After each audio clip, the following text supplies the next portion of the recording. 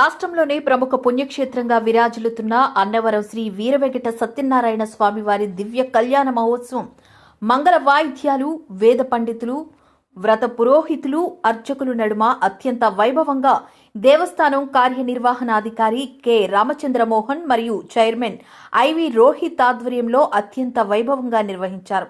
స్వామి అమ్మవార్లకు దేవాదాయ ధర్మాదాయ శాఖ కమిషనర్ ఎస్ సత్యనారాయణ పట్టు వస్త్రాలు సమర్పించారు. స్వామి అమ్మవార్ల కళ్యాణాన్ని తిలకించేందుకు భక్తులకు ఎటువంటి అవాంఛనీయ సంఘటనలు జరగకుండా అన్ని ఏర్పాట్లు దేవస్థానం వారు సమకూర్చారు.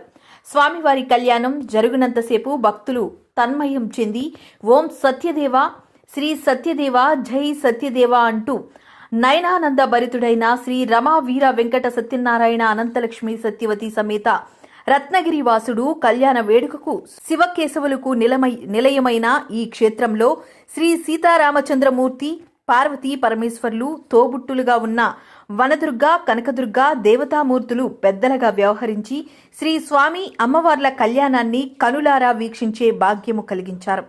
లోక కళ్యాణార్థము జరిగే ఈ వార్షిక కళ్యాణ మహోత్సవానికి తెలుగు రాష్ట్రాలకు చెందిన భక్తులు ఎంతో మంది కళ్యాణ వేడుకకు 2 రోజులు ముందుగానే వచ్చి శ్రీ స్వామివారి సన్నిధిలో కళ్యాణాన్ని వీక్షించే భాగ్యం కలిగిందన్న భావనతో తీర్థ ప్రసాదాలు స్వీకరించి వెళ్లారు. దూర ప్రాంతాల నుంచి వచ్చే భక్తులకు అన్ని సౌకర్యాలను దేవస్థానం వారే సమకూర్చారు.